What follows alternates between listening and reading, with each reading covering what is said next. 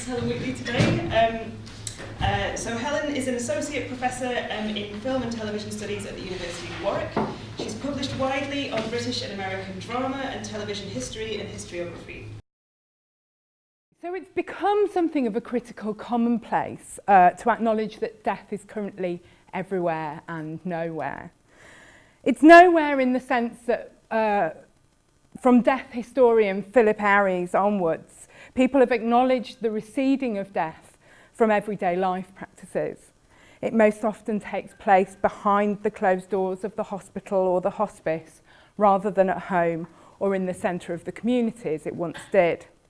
On the other hand, it's everywhere in the sense that death and subsequently death studies has permeated all forms of art and culture, and television is no exception, although death's presence on TV has been less written about than other cultural forms. This presentation lies between two big projects for me. In my recent book, Spectacular Television, Exploring Televisual Pleasure, I thought about the spectacle of death and the dead on television, and I'm going to talk a little bit about this work today and to illustrate it with some key examples. I also want to use this as a springboard to talk about some new work I've done for my forthcoming book, Television Death, which is a broader ranging study of the relationship between television and death. This book will think about the presentation of death, dying, the dead and mourning on television, and seeks to ask questions and answer questions such as what role does the medium play in our coming to terms with death? Why are there so many spectacular deaths in contemporary television drama? Why do certain narratives surrounding death, particularly the idea of haunting and a return from the dead, find their home on television? And how does television mediate the process of mourning for its own dead? Alongside these inquiries, I simultaneously want to explore questions surrounding the death of the medium itself. Is television dead? Have post-broadcast services killed television? Are television scholars mourning its passing, trying to revive its corpse, or continuing to explore its ongoing vitality? The second part of my presentation today will return to some of these questions in relation to the representation of a very particular kind of death on television, the assisted death, and specifically the assisted dying documentary. And I'm going to use that particular form of televisual death to argue that this could be understood as a genre, the assisted dying documentary can be understood as a genre that highlights the ongoing vitality of television and its role in mediating and making sense of death for us. So I should say now, because the last time I presented on this subject, I was asked why I had not done this, that some of the images that I'm going to show and some of the clips that I'm going to show are quite upsetting and disturbing. So this is your trigger warning. Death can be a difficult thing to deal with and talk about. I hope I will do so in a sensitive way today, but you will see some things that are quite sad and quite disturbing. So back to the spectacle of death. Across television genres, the human body has been presented as the object of an intense and scrutinising gaze. I've thought about, for example, the rush of a CGI roller coaster ride through the human digestive system in the medical documentary, the televisual allure of fascinoma, those rare and unusual medical cases we're invited to gawp at on screen, as well as the limits of intense viewing pleasure when confronted with images of death and abjection on television. I propose that just as Linda Williams was able to identify the body genres of cinema, the horror film, melodrama, pornography, in her exploration of the spectacle of a body caught in the grip of sensation or emotion, so it's possible to define the body genres of television. Arguably, as we pull away from some of the intimate spectacles of the human body on screen, so are we also drawn in towards them. So in this sense, they are properly spectacular. They threaten to overwhelm us, just as they hold us fixed in an intense gaze on the screen. This work clearly comes out of a broader corporeal turn in the history of the 20th and 21st centuries. So as Crozier proposes in his introduction to his recent cultural history of the body in the modern age, Crozier says we construct our identities, our inner selves, through relating to the outside world, to other bodies, internalising other projections. To see other bodies is therefore to see ourselves. I am, of course, not the only scholar to have turned to the body on television. There's been some interesting work on the televisual body in the research on reality television, for example. Misha Kafka's work on the intimasphere of the genre and its bodily intimacy, and the broader work on the neoliberal governmentality of reality television, which produces an intense scrutiny of the bodies of the genre's participants, and which thinks about a body caught in what Mark Andreevich describes as a circuit of voyeurism and exhibitionism. There has also been attention paid to the dead body on screen in the critical work on the television crime and forensic drama. The critical writing on medical drama is another important point of reference for my work, for as Jason Jacobs suggests, the increasingly explicit and visceral focus of medical drama is evidence of a popular fascination with decay, death, and the destruction of the body. My focus has been so far on real corpses and real death on screen, not on reconstructed or fictionalised cadavers. And it's to these bodies that I now turn.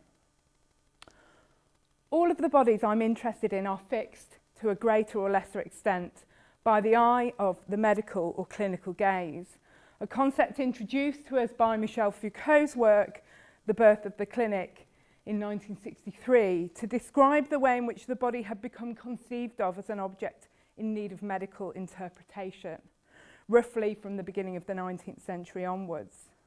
For Foucault, power was embodied in and comes with the day-to-day practices of looking at bodies associated with the work of doctors in the hospital or the clinic, a look that he termed the clinical or medical gaze.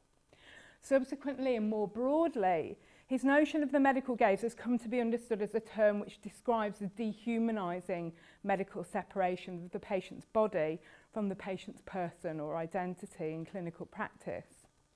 In this work, Foucault provides us with a history of medical practices in the 19th and 20th centuries, in which the body is increasingly drawn into the realm of the visible and the readable, the understandable. Moving on and out from Foucault's history, the biomedical human body documentary on television forms part of a continuum of the spectacularisation of the body, a continuum which stretches from the public operating theatre of the 19th century to the human biology documentary series, the Fascinoma, Shock Doc, and TV autopsies of the 21st century. In 2014, the spectacle of death on television and its absence was particularly present when ISIS released a series of horrific propaganda videos aimed at Western countries, in which 2 American journalists, a French mountaineering guide, and 3 aid workers were beheaded. These videos, rather more slickly produced than previous videos released by terrorist organisations, attempted to harness the power of the media to terrorise the enemies of this group by making a gruesome spectacle of death on television and on the internet. The existence of these videos placed television news editors and organisations in a difficult position, needing to balance the requirement to represent this atrocity with a desire not to acquiesce to the spreading of images of terror. As Al Jazeera America stated, we have not and will not air any video or audio from the horrific tapes. These videos are used for propaganda and we want no part of that. We can report the facts without showing the images. There was a general acceptance from US and UK broadcasters that whilst these images would not be shown on television, they would be freely available online, despite attempts by government agencies to have them removed, and despite appeals from both the victims' families and a widespread Twitter campaign for people not to access them. Thus, these powerful spectacles of death, unacceptable on television, would be viewable on a less carefully edited and heavily regulated medium. Documenting such instances where the horror of the dead and dying body might be presented via television news, Dan O'Connor argues that there remains a passive belief that suffering, dying bodies retain the power to traumatise those who see them, and in the general unwillingness to broadcast the death of a human body, a retention of the belief in respect for the corpse, a belief as old as human civilization. This echoes Bazin's work in which he compared the screening of real death to the profanation of corpses and the desecration of tombs. Broadcasters thus are given the implicit responsibility to represent, or sometimes not to represent, the dead body with care, to thus refuse to spectacularise the dead or dying body. So whilst news broadcasters regularly work through these issues, controversy has surrounded the depiction of the dead body in other areas of programming.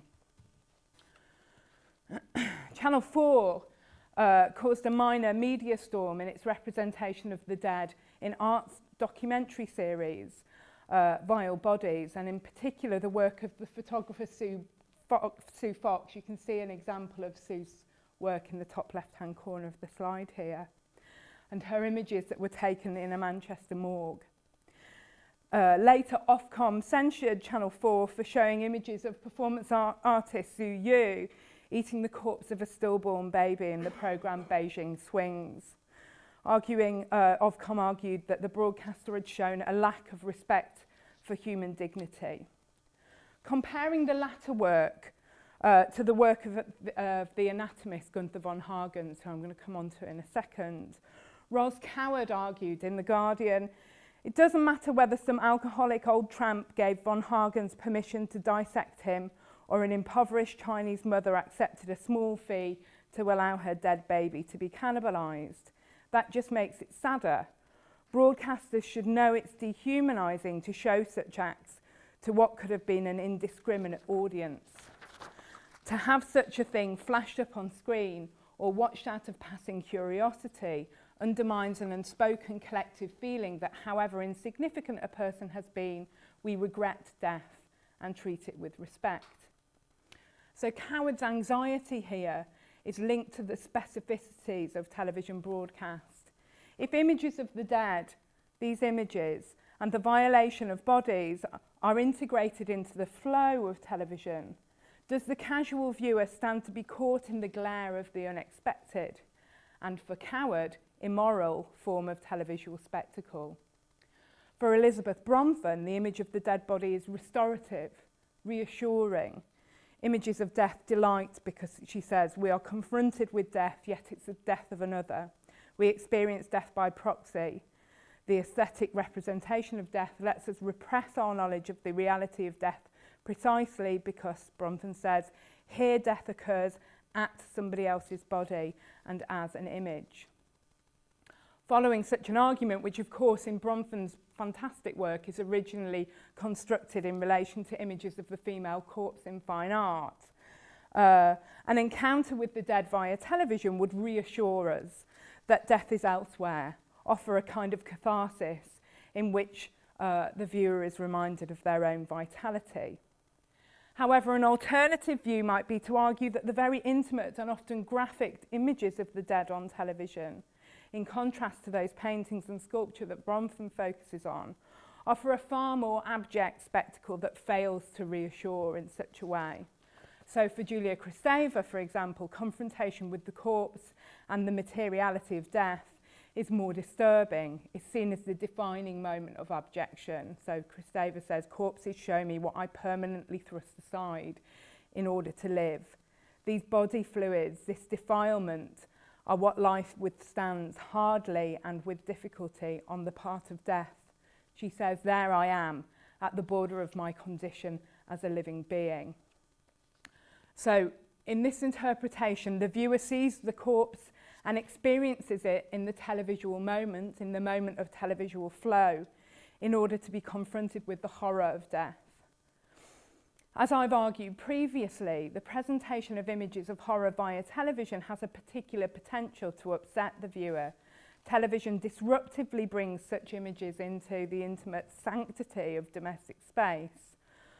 We might want to challenge that idea of sanctity, but for now let's keep it in place. And the flow of images on television renders it potentially uncanny in its ability to bring together the familiar, the domestic, and the strange, in this case, death.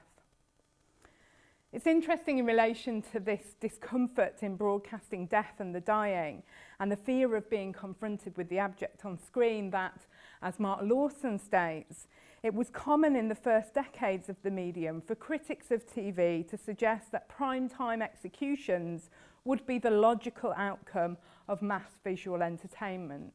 You know, what we got television, what we're going to end up with, you know, televised hanging was generally the argument. So whilst these early fears about the medium leading inevitably to the broadcasting of hangings were widespread, in another recent example of coverage of the conflict in Iraq, television news initially refrained from broadcasting precisely such a spectacle. In 2007, news coverage around the world of the execution of Saddam Hussein incorporated the syndicated images of the events leading up to the death of Hussein, provided by Iraqi state television. However, all initial television coverage stopped at the point at which the noose was placed around Hussein's neck, and thus the spectacle of death, his death, happened off screen. It was thus an absent spectacle of a brutal death, imagined in the minds of viewers but not present on screen. In the days following the hanging, mobile phone footage taken by one of the guards at the execution emerged, showing much more graphic images of the hanging, accompanied by the sounds of the dictator being jeered as he died. Once this unabridged footage was freely available and distributed widely online, television news programmes and websites began to incorporate excerpts, images and transcripts from it. Prime-time executions are thus the logical outcome of mass visual entertainment, only in the fact that television's presentation of Hussein's death in this example is pushed to further sensationalism by more freely available imagery online. No account of the spectacle of the medicalised human body and the medicalised dead body on television could fail to consider the work of Gunther von Hagens, or what it tells us about the visual culture of the 21st century body.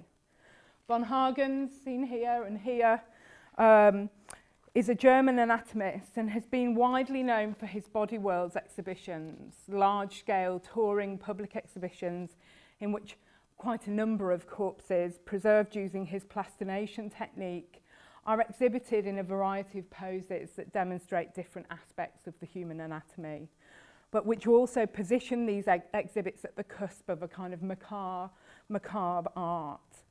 Describing the exhibits included in his first UK exhibition in 2002, Mark Espiner wrote in The Guardian, 26 corpses are on display, including the flayed cadaver of a man holding his own skin like a raincoat, a man bestride a horse carrying his own brain in one hand, and the centrepiece, an 8-month pregnant woman with her womb open to reveal her fetus. These exhibitions have proved hugely popular worldwide and continue to tour today. And indeed, von Hagens, who is currently dying of Parkinson's disease, intends that his own body will soon become part of this touring spectacle. Von Hagens stresses that Body Worlds is made using the bodies of volunteers and that it's primarily intended to educate the public about the human body.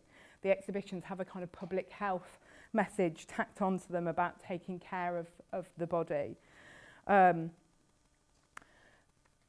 Despite kind of, or to kind of mitigate against concerns about the propriety of presenting the dead body in this way. At the end of 2002, so just after the first exhibition had toured in the UK, von Hagens was commissioned by Channel 4 to perform the first television autopsy, broadcast a few hours after he had performed the autopsy in front of a live audience in a gallery in the East End of London. Very hipster, kind of doing an autopsy in the East End.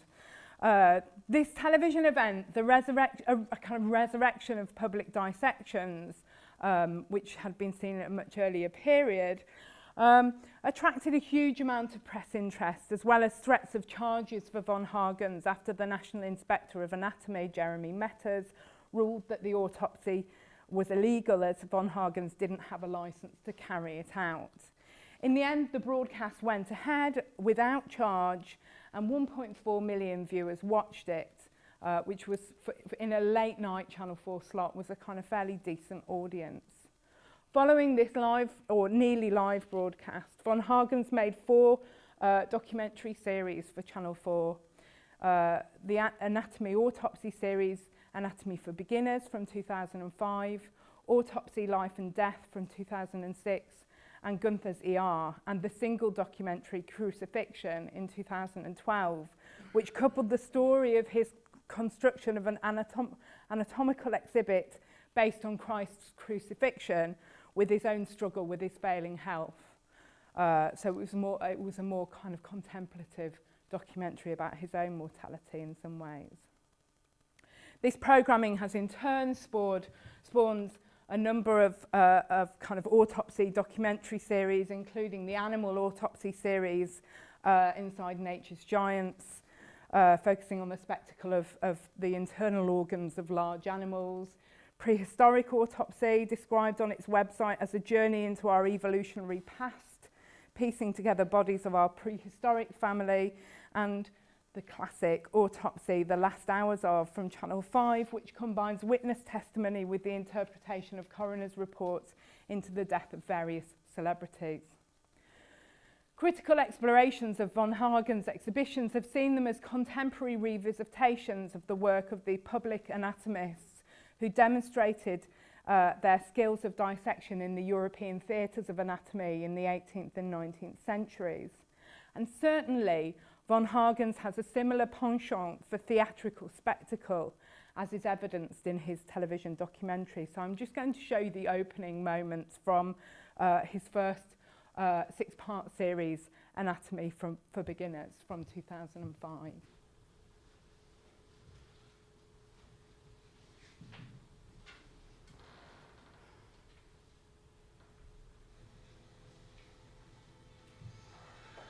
A 55-year-old man who made an extraordinary wish before he died, that his remains be used by me to educate people about human anatomy.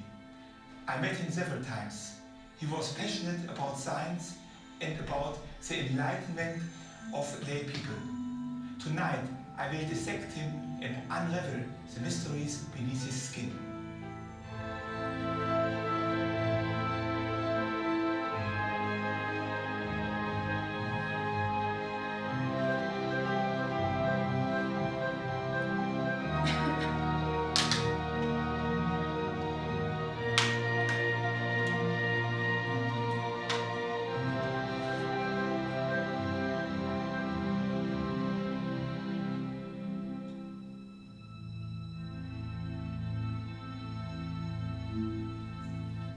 So I would argue that that sequence kind of marries up the aesthetic of the television anatomy, kind of human biology documentary series with the aesthetic of the horror text.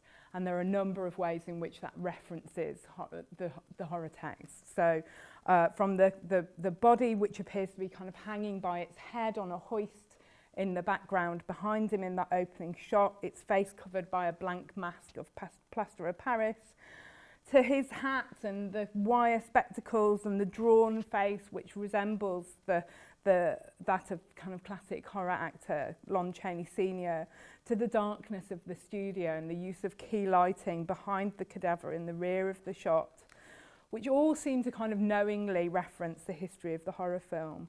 We can't watch this sequence without that history in mind. This episode begins, you'll be pleased to hear, I'm not going to show you this, but this episode begins with the removal of the skin of the cadaver in a single piece following this title sequence, which is a kind of stomach-turning performative flourish rather than essential for the anatomical science of body mechanics, which are discussed in the episode. The episode's about kind of joints and movement.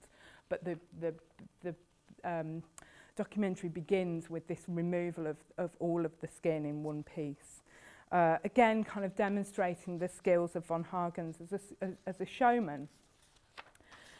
Similarly, he opens the first episode of the next documentary series, Autopsy, Life and Death, with a soliloquy about the nature of our death, standing before a studio full of body parts, lit with blue lighting and holding a plastinated skull up to his face in a nod to a moment of classic body horror from Hamlet. When he closes this episode with the line, "This indeed is a quite unusual programme, and some of you may have been frightened in the beginning, but fortunately enough nobody was frightened to death," the viewer sees and hears his self-conscious performance of the purveyor of body horror, like a TV host of a late-night horror movie marathon.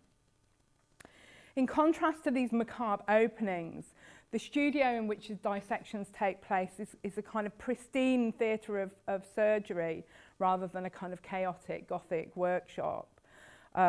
Flanked by raked seating and a studio audience on three sides, the studio of Anatomy for Beginners is filled with the corpse hanging, as we saw at the beginning, from a kind of hook around its head, its face, a live nude model, plastinated bodies and body parts, all navigated by von Hagens and his co-presenter, Professor John Lee, pathologist from Rotherham General Hospital and Hull York Medical School. The presence of the studio audience as diegetic spectators focuses the viewer's attention on the experience of looking at the spectacle of the corpse at the centre of this space, as does the sparseness of the studio design. Just as the viewers are drawn to stare at the body on screen, so are they also drawn to examine the faces of the studio guests. In the latter two series, they're all potential donors and their families. We're looking for signs of the experience of spectatorship. Some look rapt and engaged, while others look around them in discomfort. But their presence reminds us of the process of looking, and edits to their faces through each dissection underscore this. As Elizabeth Stevens has argued, the inclusion of the shocked reactions of the audience in Anatomy for Beginners constitutes a deliberate construction of such events as confronting and titillating. Whereas once the bodies of criminals post-execution were the subjects of public dissections, the public autopsy is a form of punishment and humiliation beyond life. Here we're also drawn to wonder about the motivation being offered behind offering the body as public televisual spectacle in death. The studio audience is also important in understanding why viewers might read these programmes as offering the spectacle of abjection, given each episode brings corpses, the body parts of the dead, up close to the bodies of the living. The audience members squirming in their seats or gazing intently at the sight before them acts as our diegetic standing, a living body on screen, which represents the viewer in their encounter with death and the horror defined by Kristeva as the horror of death infecting life. The starkest moment of the horror of the meeting of dead and live bodies comes at the beginning of the final episode of Autopsy, Life and Death, broadcast in February 2006, where Anna, an 84-year-old woman, stands naked next to von Hagens. Now I'm going to show you this clip, and I'm going to talk about why it makes me feel uncomfortable. So apologies if it's a difficult piece to look at.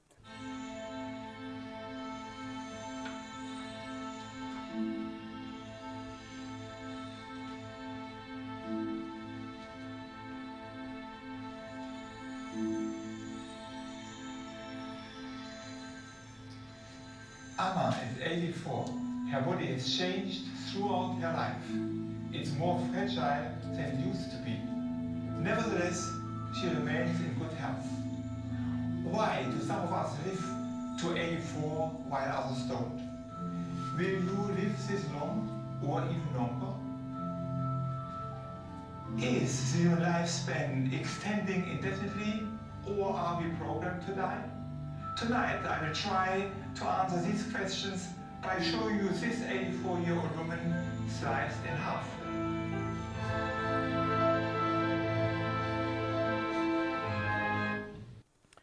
Here, the combination of dialogue, deep focus, and shot composition painfully brings both these women's bodies, the living and dead, together for an instant, long enough for the viewer to experience the horror of abjection on Anna's behalf, to think about how she is feeling. Is she cold?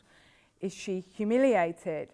Is she upset by the proximity of her body to the corpse of the woman of her own age about to be dissected on screen by von Hagens? This episode, and particularly this opening sequence, is painful to watch. The viewer experiences it kinesthetically as well as emotionally. Sue Thornham argues in her discussion of the fictional autopsy that there's something personal in our response to the figure of the dead body, specifically the dead woman on screen. This comment resonates with my own discomfort in this moment. I identify strongly with the women on screen who are subject to this powerful, dehumanising medical gaze, both of the television camera and von Hagens himself.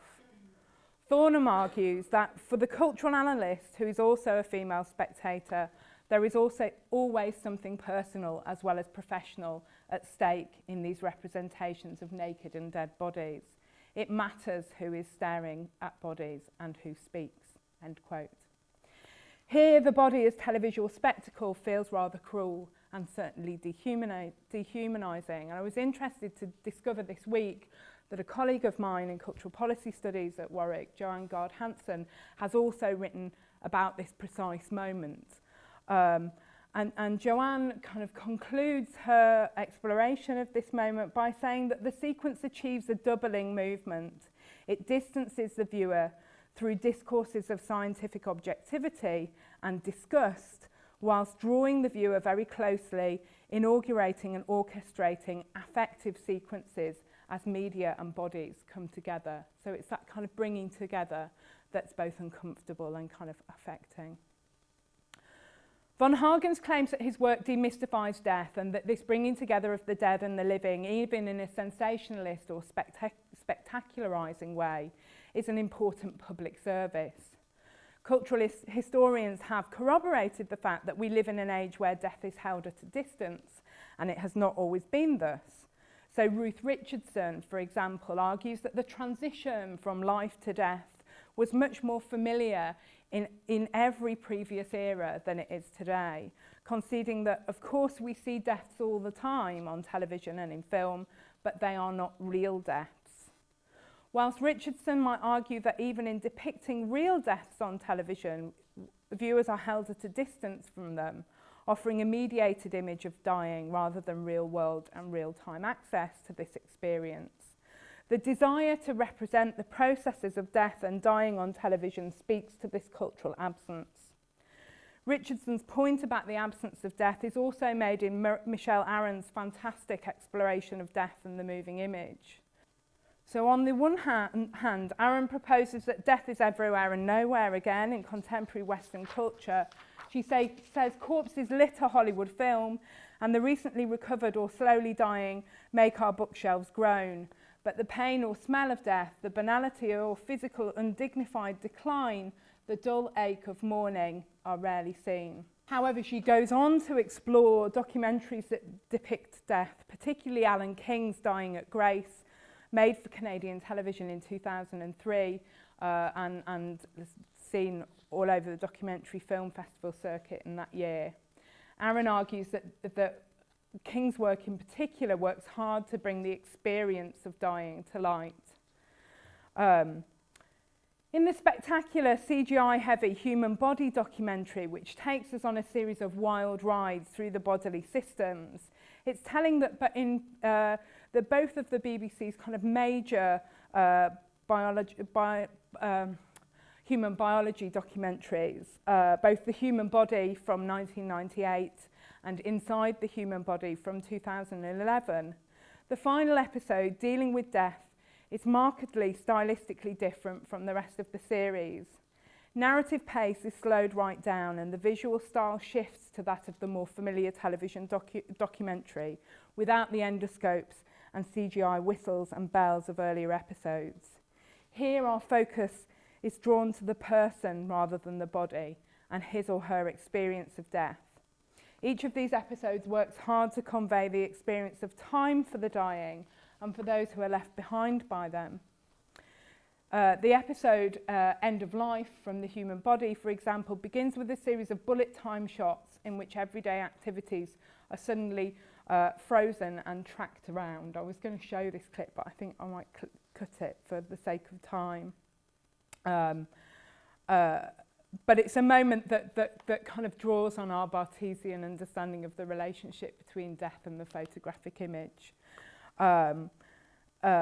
This episode in particular is very interesting and caused quite a lot caused a furore when it was first broadcast, particularly in relation to the latter half of the episode, which follows the death of Herbie Mose, a German man in his 60s who is dying of cancer and is living in Ireland with his partner Hannah-Laura. Here, the body of the dying man is not the focus. We see Herbie's body only in relation to his home, his family and his carers, and his own frustrations with its failing, and no detailed visualisation of the biomedical body or his symptoms is offered.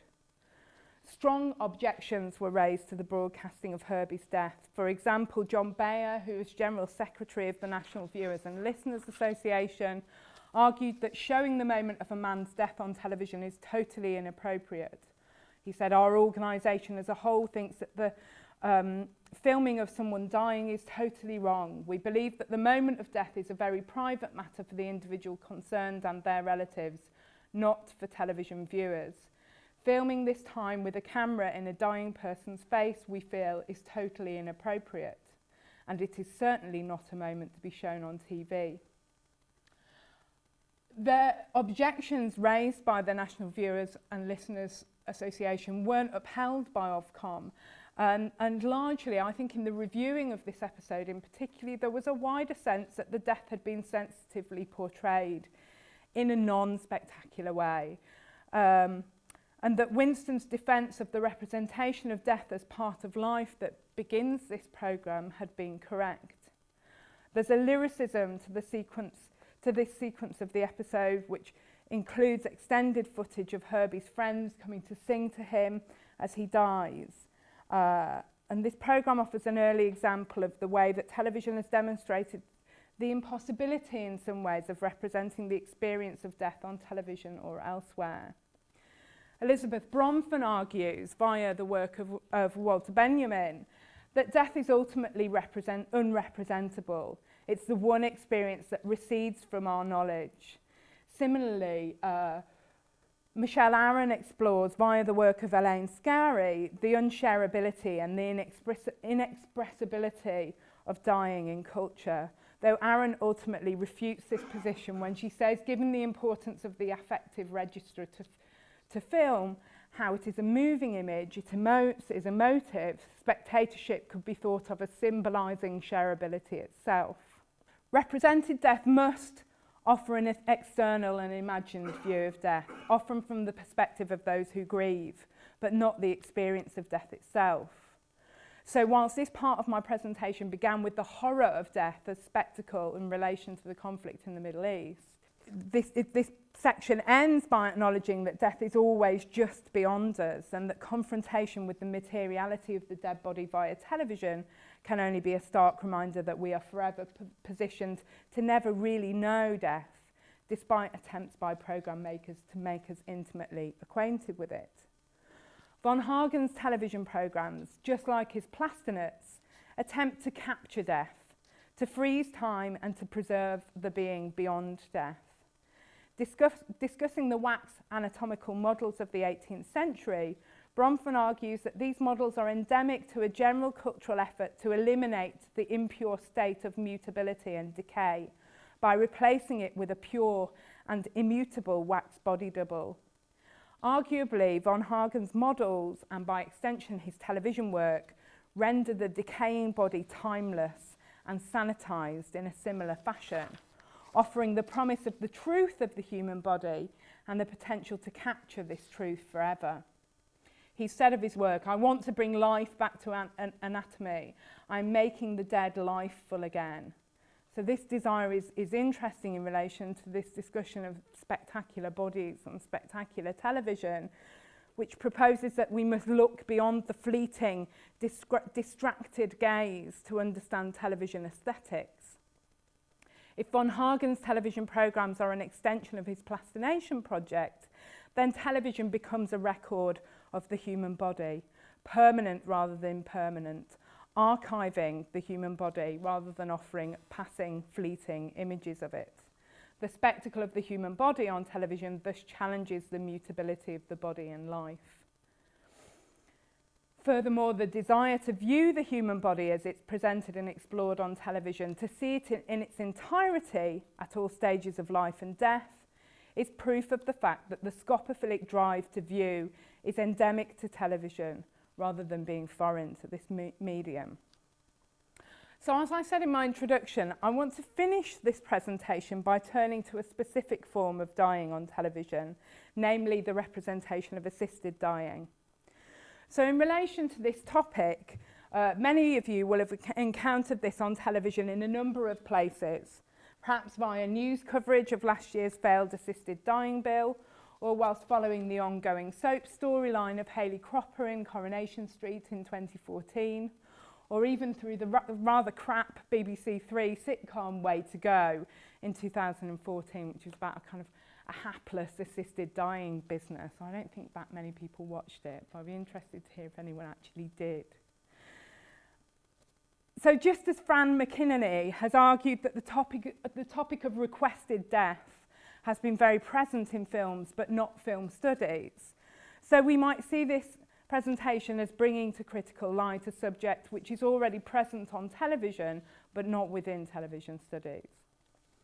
I was first familiarised with the processes and debates surrounding assisted dying via a number of documentaries on the subject, made for the BBC in the UK and other mainly public service broadcasters around the world.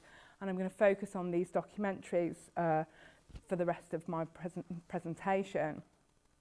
What I'm not doing here is exploring the morality of the act of assisted suicide, but rather I want to say something about questions of ethics and care which are raised in making films about it. Here's some of the films I've been looking at. Drawing on my analyses of a series of assisted dying documentaries from around the world, and on interviews with two documentarists working in this field in the UK, Charlie Russell and Rowan Deacon, I'm going to argue that I see a number of caring relationships on, through and in relation to the assisted dying documentary on television, beyond the documentary's revelation of the relationship between medical practitioner and patient. We see the programme makers care for their subjects, the necessary self-care of the production team working on these programmes, and crucially, care for the television audience, as evidenced by the assisted dying documentary. So this is part of a wider project this is part of the new project really about television and death. In this book, I'm going to argue that this subgenre of documentary and the presence of death on television more broadly is evidence of the persistence of broadcast television in an era of post-broadcast TV. It shows us the importance of television, particularly in a public service context, of working through and worrying at pressing social concerns, as well as more universal moral and emotional issues raised about death and dying. This is evidence of television's ongoing role as a medium of care. I'll argue that exploring these issues and provoking dialogue, debate, conversation and thought about all kinds of dying experiences shows an attitude of care towards the television audience which is not lost in the era of new TV. This aligns with Amy Holdsworth and Karen Lurie's position that television in certain instances is a caring technology. But whereas their work focuses on the small pleasures of television in its caring role, particularly pleasures produced for the very, very young and very old, I argue here that television's provision of information about and exposure to that which frightens, upsets or worries us can also be seen as providing care for a broad range of viewers. In Vivian Sobchak's seminal essay on the representation of death in the documentary film, she explores the filming of both violent and natural death. Of the latter, she argues that the humane stare of the documentarist camera may settle rather than fix itself on the dying subject, inscribing the intimacy and respect and sympathy it feels with those who die in its vision, end quote. As the adjectives in the latter part of this quote suggest, she defines the relationship between filmmaker and subject as an implicitly caring one. In this essay, Sobchak explores the struggle to film the potentially unfilmable experience of dying, as well as discussing the ethical positions of those filming death. And Bill Nichols qualifies her classification of the humane gaze of the documentarist camera on the subject dying a natural death by arguing that it only occurs in cases where death cannot be prevented by intervention. Now, obviously, there are some shifts to make from Sobchak and Nichols' discussions when considering the television documentary about assisted dying. These are not unpreventable deaths, though the inevitable natural deaths of the subject are closer at hand than most. And the filming of these deaths and the subjects moving towards them focuses on intimacy, respect and sympathy, as Sobchak says, but is implicitly different from the filming of natural death, as outlined by Nichols and Sobchak. Implications of complicity with the act of assisted suicide have to be carefully worked through by the filmmaker, and the act of consent taking is therefore repeatedly highlighted within the documentaries themselves. This is also, of course, not film, but television, a medium which potentially intensifies the intimacies of the death documentary by bringing them up close to the viewer in a domestic reception context. Via television, as I've already argued, it's possible to stumble upon the intimate image of someone taking their own life as part of an evening's regular television viewing. This already intimate subgenre of documentary filmmaking thus shifts into an increased sense of intimacy via television. I'm going to come back to this. When looking at the assisted dying documentary, Nichols' delineation of axiographics, an attempt to explore the implantation of values in the configuration of space, in the construction of a gaze, and in the relation of the observer to the observed, is particularly important and useful. Nichols, like other film theorists, is interested in how film form conveys a filmmaker's moral, ethical position.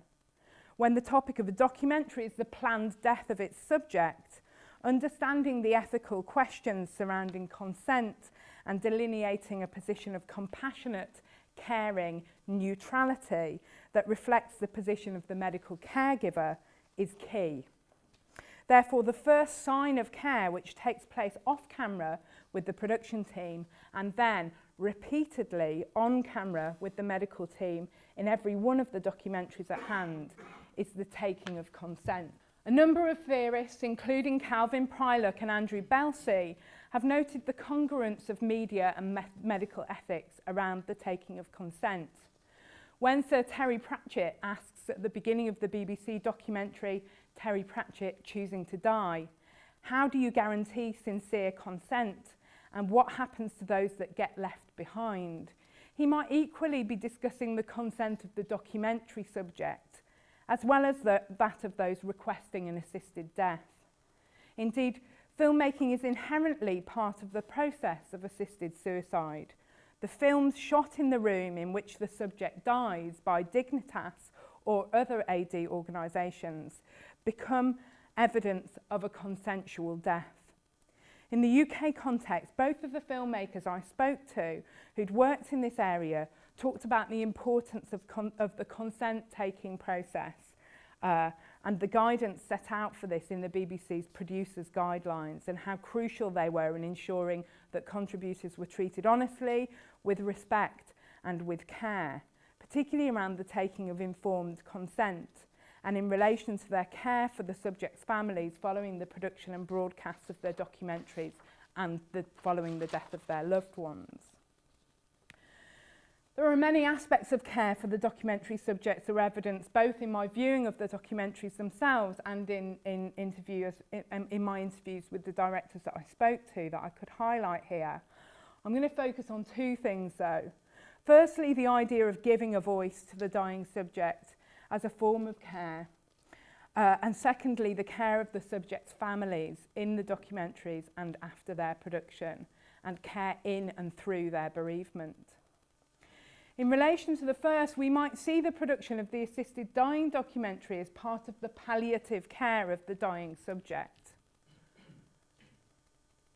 in which they work through their thoughts and feelings about their approaching death and the process of assisted dying on camera. These documentaries offer the unusual situation in which the participants are acutely aware of the timetable of their death, and their direct address to camera in a confessional mode allows them to explore and voice their feelings about this. Emma Wilson argues that filmmaking can work as a form of palliation, seeing it as a space of working out, of anticipatory engagement with mortality, with our own death and the deaths of others, and with the consuming emotions that attach to loss. It's important to acknowledge, therefore, that whilst assisted dying often stands in opposition to palliative care in the debates that surround it, palliation actually begins at an earlier point for the subject of the assisted dying documentary, and here the programme-making process becomes a key aspect of their palliative care and their coming to terms with death. The giving of a voice to the dying subject is particularly highlighted in Rowan Deacon's 2015 documentary, How to Die, Simon's Choice, in which the loss of Simon Binner's voice to the motor neurone disease that's killing him becomes a major thematic component of the documentary. The documentary begins with the sound of Simon's voice, or what we will come to understand as the sound of his voice performed by a voiceover actor, but reading Simon's words, a letter to his wife, Debbie, over footage of his funeral. This immediately draws our attention to the documentary's ability to allow him to speak even beyond the time of his death. During the early parts of the documentary, we see Simon frustratedly struggle to talk and then to communicate with his family using an electronic talker. And later we see him involved in the selection of the actor who will provide his voiceover. These moments and subsequent sequences where we see this voiceover artist reading Simon's words in a darkened recording studio self-consciously draw our attention to the way in which being involved in the documentary gives a voice to the dying subject who's going through the process of losing theirs, first through ill health and then through death. Indeed, we see this right at the end of Simon's life, where he uses his iPhone to play a message to his family at the moment of his death. Hi Debbie, it's Simon here. I've loved you very, very much, Debbie. I haven't deserved you, or Hannah, or Zoe. Such loving and caring young ladies. And I've been such a grumpy gruffalo for much of the time. But I really love you, Debbie. We've had such a fun and laughter-filled marriage. We were really blessed to have found one another. The one blessing of a slow decline is that we've had time to speak about things over 10 long months, not like losing me in a car smash. We've really said everything that needs to be said. You've been a truly fantastic wife to me, Debbie. And I know that you've loved me, and I've loved you. Anyway, time and tide wait for no man. I love you very much, Debbie. Goodbye.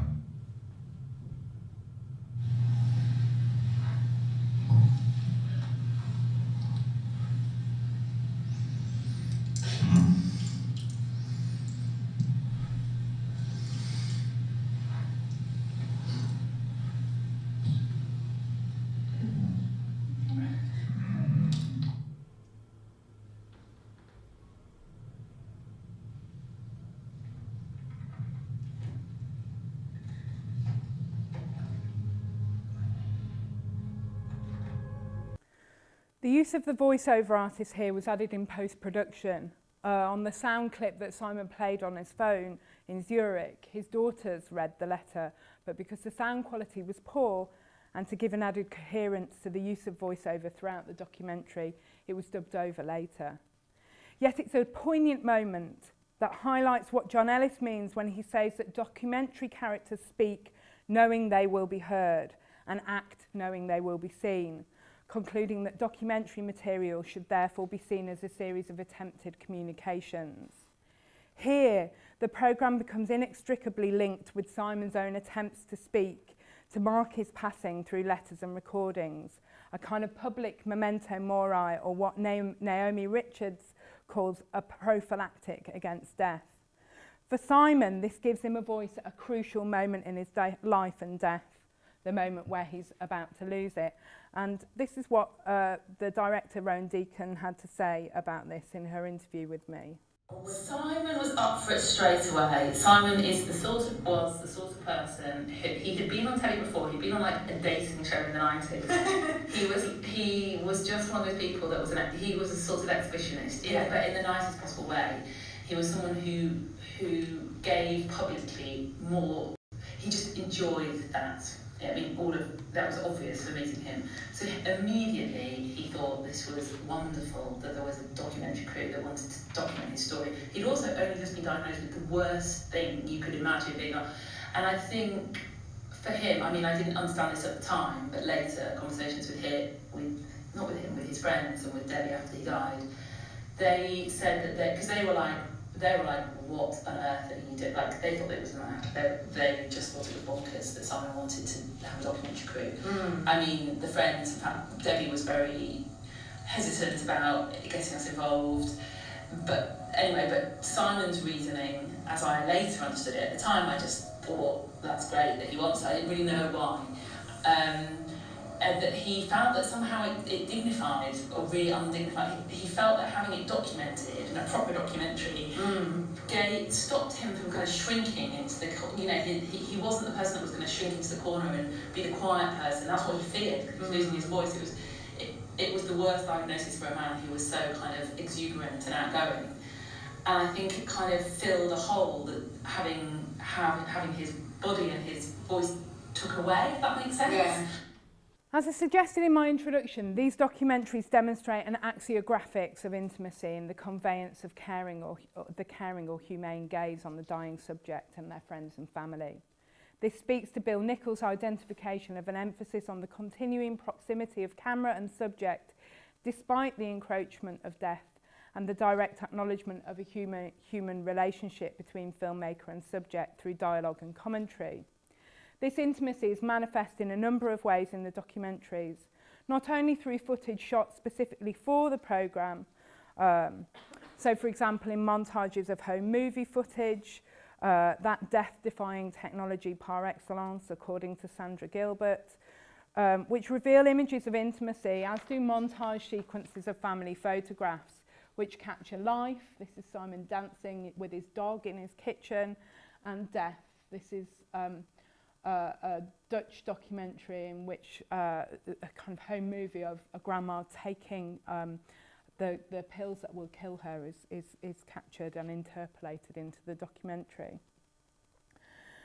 There's also an image repertoire of shots that seek to convey moments of intimacy in the documentaries themselves, close-ups of pained or crying faces speaking direct to camera, or particularly poignantly, shots of hands clasped, stroking or letting go in moments that convey a deep sense of grief or loss. This is from the documentary Terry Pratchett, Choosing to Die, and the moment after Peter Smedley, the subject, has taken the final draft that will kill him, he talks about hand holding and says, my wife is very good at putting me to sleep just by stroking my hand, and we linger on this close-up of their hands clasped together. The images of hands entwined are the emblem of care here, and in other documentaries, such as the PBS documentary, The Suicide Tourist from 2010, and they're shots that convey a poignant sense of intimacy and a care for the subject and towards their viewers. Sometimes care for the viewer and the subject is also conveyed by the removal of the intimate image, as in the cut to black at the end of Simon Binner's life, or in the removal of the camera, but not the sound recording equipment, to outside the house at the end of Cody's life in the HBO documentary How to Die in Oregon. However, more often care for the viewer and the subject is expressed in images and moments of extreme intimacy in the assisted dying documentary. What was most striking in the interviews I did for this presentation were the stories that the documentarists told about their experience of both caring for their subjects but also themselves during the filmmaking process. These accounts brought to mind for me the work of David Hesmanhoung and Sarah Baker and Laura Grindstaff, and the latter's proposal that television producers find themselves performing emotional labour while simultaneously struggling to distance themselves from its emotional effects to make it just another job. This emotional work and the self-care needed to cope with it is also expressed in Bill Nichols' acknowledgement that witnessing the act of dying places an acute emotional and ethical strain on the documentary filmmaker. We see during the course of these documentaries filmmakers caring for the dying and the bereaved, ceremonially marking deaths and helping to produce a lasting record of lives, and manifesting a general sense of care and compassion in the process of producing a documentary. So I was carefully told by both programme makers about the post-production care of the remaining friends and families of the documentary subjects, and specifically the emotional labour of the edit screening for the bereaved, which both documentaries found difficult in different ways. Both of the programme makers I interviewed talked about the production process as emotionally gruelling, and their team from the very outset, emotionally gruelling for them and their team from the very outset of conducting interviews. So that I'm not going to have time to play the clips, but they both talk about the team supporting each other during the process of doing the initial research that led into the documentary, also on the kind of emotional fallout of finishing the film. Rowan Deacon talks particularly eloquently about kind of weeping in the final edit. Charlie Russell, the director of the Terry Pratchett documentary, talked at length about how therapy for him had been built into the programme making process following an earlier documentary he'd made about his own father dying, after which Charlotte Moore, now head of television at BBC and then head of BBC documentary, had facilitated private therapy sessions. We also see the evidence of emotional labour in the documentaries themselves, particularly in the rather anxious use of voiceover in the Swiss documentary Dignitas l'amour sur ordonnance, which repeatedly acknowledges the programme makers' discomfort with the interviews they're conducting. There's much more to say about this, but I need to conclude. As I stated at the start of this presentation, I see the caring work of the assisted dying documentary as evidence of the continuing relevance of television, and specifically the continuing relevance of Newcomb and Hirsch's idea of television as cultural forum and the persistence of television itself, not least in the way that the bringing to light of this form of death might be seen as an act of care for the viewer, or what Brian Winston calls the rhetoric of public right to know.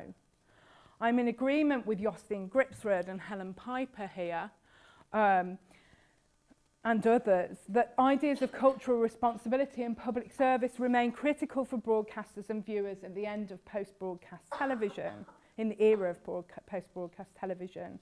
And these documentaries are a concrete example of this. The rhetoric of working through death has been applied to the presentation of death in almost all forms of art and culture, but it seems particularly apt when applied to television, which literally brings the sight of death and the dying and the dead back into our homes. The structures of broadcast television, and particularly the interstitial material that surrounds each documentary, emphasises this act of care for the viewer in relation to assisted dying and the illnesses that lead people towards it. So, for example, we're directed to expect upset by the voiceover announcement that precedes How to Die, which dubs it an emotional documentary with scenes some viewers may find upsetting.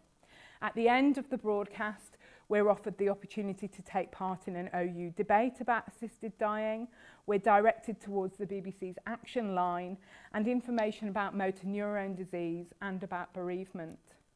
Rowan Deacon argued in my interview with her that following the broadcast of her documentary, there was sort of a national conversation about assisted dying grounded in lived experiences, which took place across the press and social media, and which she saw as evidence of the continuing power of television to have a public impact.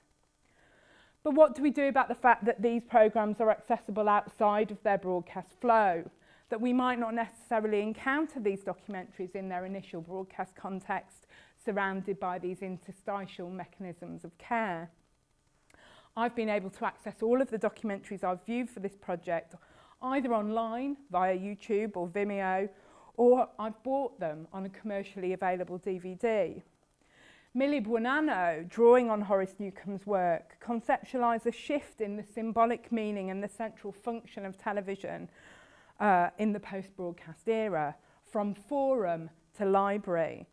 And we see this reflected in the Australian ABC documentary Four Corners, My Own Choice, where the subject and his mother, a subject who's considering an assisted death, discuss how important television documentaries via YouTube had been in relation to his decision to seek an assisted death. But from what I was saying on different stuff we've come across on YouTube and stuff about it, I mean, it does look nice, doesn't it? It does. We watched those documentaries. Yeah. You watched the documentaries about folk who go into dignity. Yes. Yeah. Mm-hmm. It looks very peaceful, you know, and you're asked, you know, at least 3 times, you sure you want to take this? It's not like you take it, you know, like it's just so it's your decision. What's your feeling about that? This clip absolutely shows the necessity of the TV documentary in working through issues around assisted death. Though one might argue that in doing this viewing on YouTube, what we see is evidence of Newcomb's post-broadcast library rather than public television as cultural forum. However, the documentaries viewed by this mother and son on YouTube are not made for that platform or library, but are rather the remnants, the afterlife of public service broadcast television as cultural forum. This subgenre thus transcends its national relevance via its online circulation, but continues to perform a civic or emotional duty online. In conclusion then, the subject of the assisted dying documentary is not, in my opinion, a mawkish spectacle, but an attempt to bring a particular form of dying into a quotidian space via television. We particularly see this reflected in the 2 BBC documentaries which stress the ordinariness of the space in which the dying itself takes place. In the Pratchett documentary, he says of the Dignitas facility, "There's nothing special or unusual here. Something's spinning along in the factory next door. People come in here and leave dead." All of the documentaries capture a sense of the daily routines of the care for the living, feeding, talking, dressing, and the ordinary everydayness of assisted death is repeatedly stressed. In the HBO documentary How to Die in Oregon, it begins by following a man on a mobility scooter into a big drugstore, Bi-Mart, to pick up the drugs that will kill him, and he chats in a friendly way to the shop assistant where the prescription is being filmed. So that's a moment that tries to capture ordinariness and everydayness. Here we see television doing what it does so well, showing us, with care, the intimate everyday detail of the world. This is not, therefore, a dying medium, but rather a medium that remains vital in its exploration of life and death. Thank you.